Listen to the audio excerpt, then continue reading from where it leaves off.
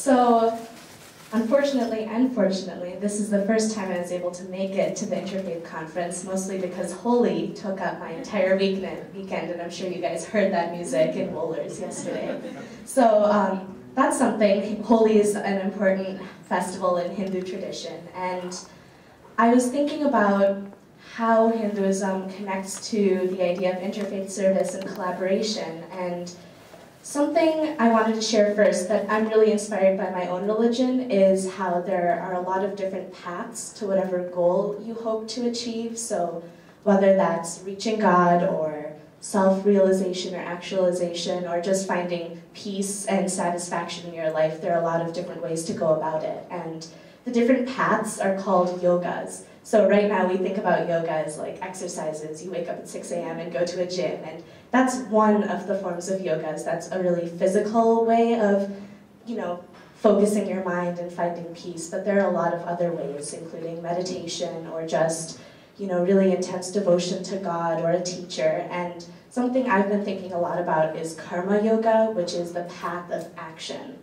So I think right now there's this idea that, I guess, kind of in Western tradition, that karma is the boomerang effect. If you do something bad, the universe is going to flip this punishment back at you, and it's like, what you give is what you get. But I think karma is it's a lot deeper than that, and it's a lot more about cause and effect. Whatever action you do, there will be a consequence, from walking down the sidewalk or helping someone or cheating on a test. Like anything you do has a cause and effect reaction, kind of like in physics.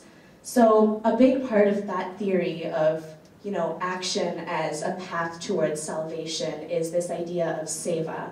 And seva in Sanskrit means selfless service, which I think connects a lot to the idea of interfaith service. And the idea behind seva is you are doing an action, but you're not thinking about the rewards. You're not doing it for yourself. You're really just not even thinking forward. You're just focused on the action at hand. And that's something I've kind of struggled with a little bit, especially thinking about social justice service or social justice activism, because how can you really do work now and just focus on the actions at hand and not even think about the consequences or the motivations for doing it? Because a lot of times when you're doing stuff to help other people, how are you not supposed to think about the results that are coming of it? Wouldn't that be kind of counterintuitive? So that's just something I've been thinking about. But when I first learned about interfaith, it kind of helped me come to terms with this, because when you're working with other people, maybe thinking about the final consequences and not being attached to the reward isn't as important as the collaboration you get of working with other people for this positive, united community goal. So that's something I think is really wonderful about interfaith, in that when you come together and work with other people towards that common goal, you don't always have to just be really worried about that common goal and what's going to happen in the future, because you have something to learn from each other right now as you're moving forward. So that's just something I'm really excited, and I'm still kind of thinking about that. We had discussions in our Hindu student organization recently about service and interfaith, so I'm really excited to learn more, and I'm excited to be here. Thanks. So I think Amrita is coming up next.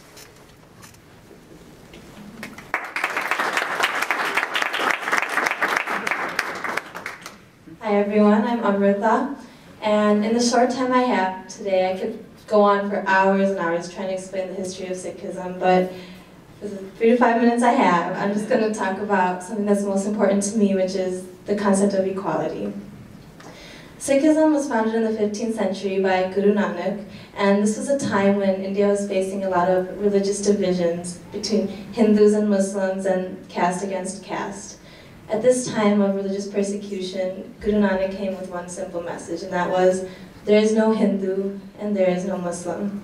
In other words, rather than focusing on a religious label, he encouraged us to focus on the way we live.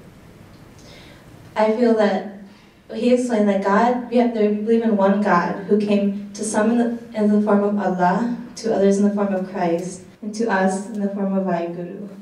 This is why Sikhs are taught to never undermine any other religion, because we are all God's children in the end of the day.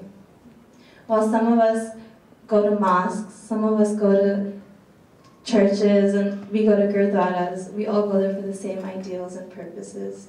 And to me, the beauty of this is that this philosophy eliminates any discriminations against gender, against caste, and against different diverse religions. And I think I'll hand it over to Erwin now.